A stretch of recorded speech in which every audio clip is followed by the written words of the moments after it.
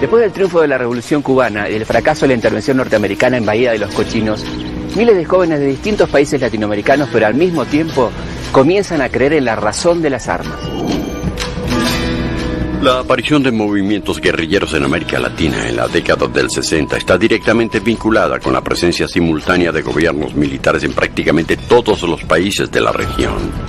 Estos gobiernos adherían a la doctrina de seguridad nacional, un plan de los Estados Unidos para terminar con la presencia comunista en el continente. Entre 1962 y 1963 hubo 6 golpes militares en Latinoamérica. Argentina y Perú en el 62, Guatemala, Ecuador, República Dominicana y Honduras en 1963, a los que seguirían el golpe militar en Brasil 1964, nuevamente en Argentina 1966 y en Perú 1968.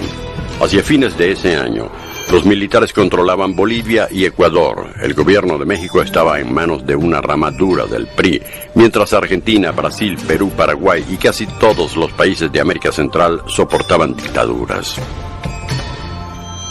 Bueno, yo creo que la irrupción de los movimientos guerrilleros en América Latina está primera por una valoración de las condiciones existentes a lo largo del continente.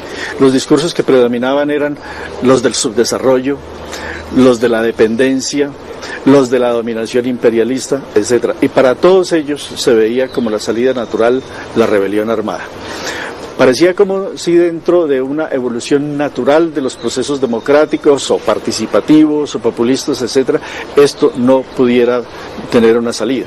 Con el triunfo de la Revolución Cubana, la intervención norteamericana en la región redobla la apuesta, apoyando programas militares específicamente diseñados para combatir a las guerrillas insurgentes del continente. Era la Escuela de las Américas.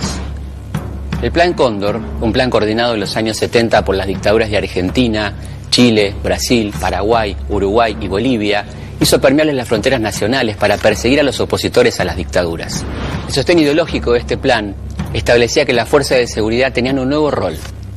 Además de velar por la seguridad nacional, tenían que terminar con el comunismo. De la hipótesis del enemigo externo se pasa a la del enemigo interno. Esta idea es posterior a la Guerra Fría, ¿no? Hasta ese momento los enemigos eran los rusos o los chinos o lo que sean. Bueno, en ese momento los enemigos eran los terroristas. Entonces había que buscar, ellos pensaban que había que buscar maneras distintas de combatirlo, de técnicas también distintas para disuadirlo, de infiltración, de tortura, etcétera, que no habían sido usadas en la guerra tradicional. Y muchas de ellas venían de la guerra colonialista, por ejemplo, la Picana en Argelia. Militar en una organización clandestina, no armada como la mía, en buena medida implicaba crear un contralenguaje contra las pautas del Plan Cóndor. En la medida en que tú conocías cómo se movían los militares y cuáles eran los patrones de la represión, tú podías elaborar una especie de contrapatrón, en donde había ciertas cosas que no se podían hacer. No se podía llegar 2 minutos tarde a una cita, no se podía hacer una cita que tuviera más de 7 minutos, los teléfonos estaban absolutamente prohibidos, manejar el mínimo de información posible, no tener nada anotado, ni una libreta de teléfonos. Y yo te digo que en buena medida el atenerse estrictamente a esas normas de conducta le salvaban la vida a mucha gente y permitían una cierta actividad política.